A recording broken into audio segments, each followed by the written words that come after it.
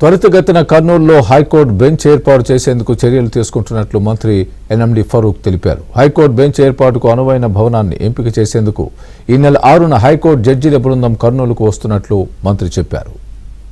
దీనిలో అసెంబ్లీలో బిల్లు కూడా పాస్ చేసి దీనికి గవర్నమెంట్ ఆఫ్ ఇండియాకు తర్వాత అదేవిధంగా పార్లమెంట్ పంపించి అదేవిధంగా చీఫ్ జస్టిస్ పంపించి నేను కర్నూలులో కూడా హైకోర్టు బెంచ్ ఏర్పాటు చేస్తామని చెప్పి అది చెప్పడం జరిగింది.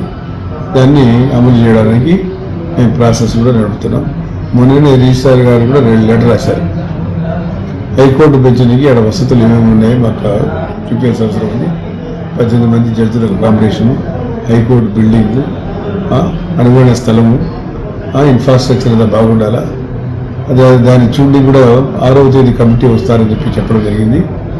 ఫిబ్రవరి 6వ తేదీ కమిటీ వస్తుంది కాబట్టి మేము కూడా ఇక్కడ నుంచి ప్రభుత్వం తరఫు నుంచి కూడా ఇన్స్ట్రక్షన్ ఇచ్చాం కలెక్టర్ గారికి.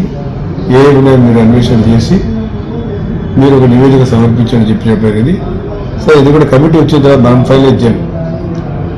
రిజిస్ట్రార్ గారు ఏదైతే కమిటీ వేశారో ఆ కమిటీ వస్తుంది. ఆ కమిటీలో కొంతమంది జడ్జిలు కూడా ఉండొచ్చు బహుశా. వాళ్ళతో వచ్చి ఆ కమిటీ చూస్తారు. చూసిన వాళ్ళు నిర్ధారణ చేస్తారు.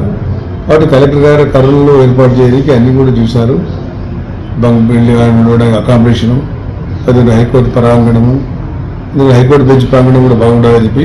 ఎక్కడ బాగుందంటే ఏపీఈఆర్సీ అంటే ఎలక్ట్రిసిటీ బోర్డు అనేది అక్కడ దిన్నేదేవర పాట దగ్గర ఒక బిల్డింగ్ ఉంది. దాన్ని కూడా చూడడం జరిగింది. అది కూడా బాగుంటుంది చెప్పడం జరిగింది.